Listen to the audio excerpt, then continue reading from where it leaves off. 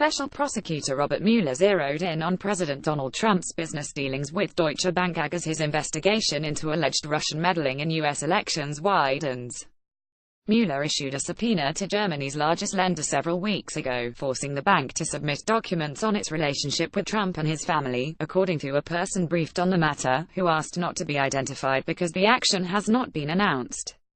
President Donald Trump's personal lawyer John Dowd disputed that account, saying he had been told by Deutsche Bank that no such subpoena had been issued. "We have confirmed that the news reports that the special counsel had subpoenaed financial records relating to the president are false. No subpoena has been issued or received. We have confirmed this with the bank and other sources," Dowd wrote in an email. When approached about the Dowd comment, the person familiar with the matter reiterated that the bank had received a subpoena. Handelsblatt reported the subpoena earlier Tuesday. A spokesman for Mueller's office didn't immediately respond to a request for comment. Deutsche Bank always cooperates with investigating authorities in all countries, the lender said in a statement to Bloomberg on Tuesday, declining to provide additional information. Deutsche Bank for months has rebuffed calls by Democratic lawmakers to provide more transparency over the roughly $300 million Trump owed to the bank for his real estate dealings prior to becoming president.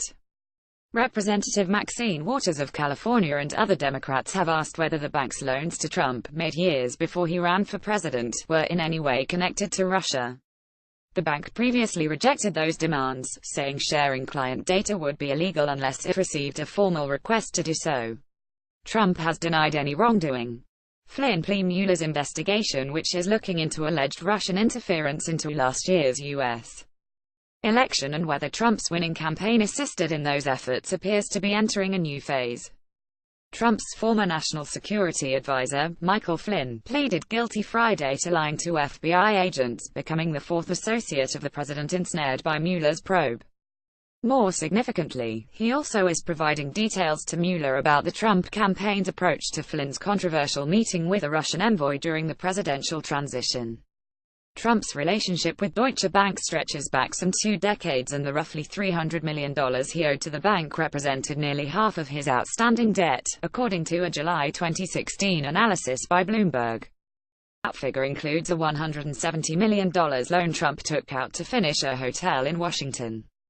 He also has 2 mortgages against his Trump National Doral Miami resort and a loan against his tower in Chicago. Your guide to understanding the Trump-Russia saga. Quick take: Deutsche Bank management is ready to share information about the lender's dealings with Trump and is hopeful that doing so will help end the series of inquiries from Democrats. An executive at the bank, who asked not to be identified discussing private deliberations, has previously told Bloomberg News. An internal investigation carried out by Deutsche Bank didn't yield any evidence of connections between the client relationship with Trump and the bank's so-called Russian mirror trades affair, a person briefed on the matter said. The bank has settled US and UK investigations into how it helped Russian clients move money out of the country, but a settlement with the US Department of Justice is still outstanding. How mirror trades moved billions from Russia. Quick take: news of the Deutsche Bank subpoena may escalate Trump's vitriol toward investigators, which over the past week has included publicly attacking the Justice Department and the Federal Bureau of Investigation, whose reputation he declared to be in tatters. In July, Trump said in an interview with the New York Times that if Mueller examined his family's finances beyond any relationship with Russia, he'd consider it a violation. Mueller's investigation had expanded to examine a broad range of transactions involving the president's businesses, including dealings by his son-in-law, Jared Kushner, and Commerce Secretary Wilbur Ross, a person familiar with the probe told Bloomberg News after the publication of the Times interview. Democratic senators, including Dianne Feinstein, suggested after the Flynn plea that Mueller might be building an obstruction of justice case against Trump.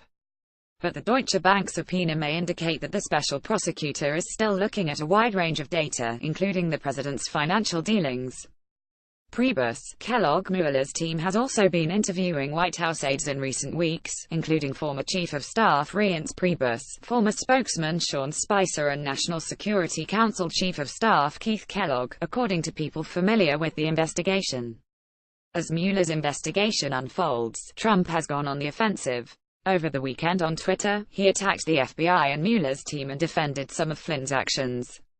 In particular, Trump hailed the news that one of Mueller's aides had been removed from his job over the summer for some anti-Trump text messages. On Monday, as he left the White House for a trip to Utah, Trump restated his sympathy for Flynn and his assertion that prosecutors should have pursued action against his general election rival, Hillary Clinton, with assistance by Billy House, Chris Strome, Ross Larson, Kathleen Hunter, and Alan Katz.